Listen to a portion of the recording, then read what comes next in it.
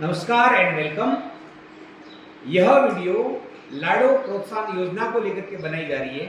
यानी कि आपकी बेटी का जन्म 1 जून 2016 के बाद हुआ है और यदि आपकी बच्ची का जन्म सरकारी अस्पताल या जननी सुरक्षा योजना में अधिकृत हॉस्पिटल में हुआ है तो आपकी बच्ची को राज्य सरकार द्वारा जब वह 21 साल की हो जाएगी तब तक उसको जो है 7 इंस्टॉलमेंट के अंदर 1.5 लाख रुपए का भुगतान किया जा रहा है, जो कि पहले राजश्री योजना के नाम से चल रही थी और इसको राज्य सरकार ने 1 अगस्त 2024 से इसको जो है वो लाडो प्रोत्साहन योजना के नाम से चालू कर दिया है।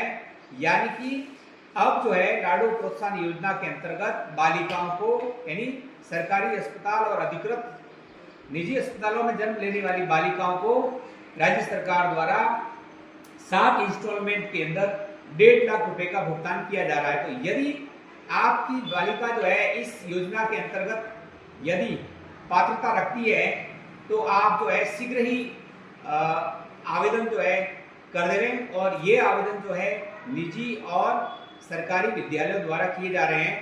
तो यदि आपकी बच्ची को यदि 2 किस्तों का भुगतान, जो कि पहली किस्त का भुगतान बालिका के जन्म पर 2500 रुपये मिल रहा है, उसके बाद जब बालिका की उम्र 1 वर्ष की हो जाती है और संपूर्ण टीकाकरण हो जाता है तब उस बालिका को 2500 रुपये का भुगतान किया जाता है। इसके साथ ही जब पहली क्लास में बच्ची का एडमिशन होता है तो उसको 4000 रुपये की सहायता राशि दी जाती है। उसके बाद में जब बालिका 6ठी क्लास में आती है तब उसको 5000 रुपये का भुगतान किया जाता है। और ठीक वैसे ही जब बालिका 10वीं क्लास में आएगी तो उसको राज्य सरकार द्वारा 11000 रुपये की राशि का भुगतान किया जाएगा।